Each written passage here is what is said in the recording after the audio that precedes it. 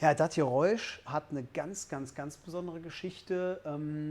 Einige, die mir schon länger folgen, wissen ja, dass ich verheiratet bin und das jetzt seit 2022.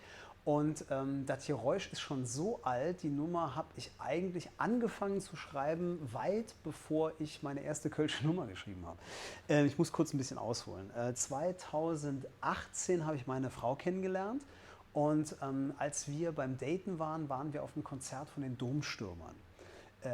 Kleines Konzert, wir waren da eingeladen, von Mickey Nauber netterweise und war so eines unserer Dates, ich glaube so unser drittes Date.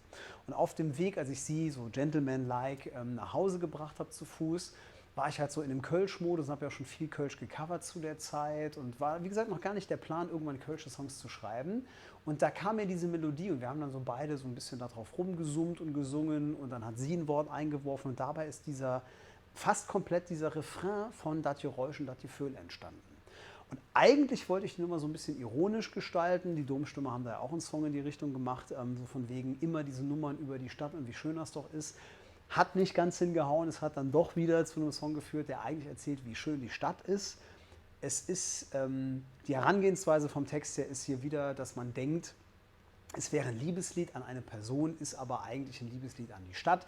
Auch nicht das Rad neu erfunden, ist mir völlig klar, aber wenn Songs kommen, dann müssen sie aus mir raus. Und der Song bekommt auch sehr viel positive Resonanzen, ist eine meiner Hauptballaden, die wir dann gerne mal als Zugabe spielen, bei Konzerten sowieso immer dabei.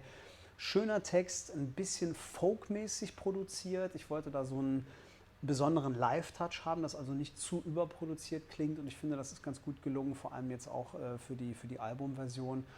Ja, wunderschöner Song über ja, dann doch dieses Gefühl unserer Stadt mit hoffentlich nochmal 2, 3 neuen Worten. Es tut mir leid, liebe Kölsch-Fans.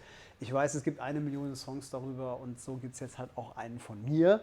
Ich hoffe, es ist für euch okay und ihr mögt den Song genauso gerne wie ich. Und die Geschichte, dass ich den quasi mit meiner Frau zusammengeschrieben habe, macht das ganze Ding, glaube ich, nochmal so ein bisschen besonders und schön. 11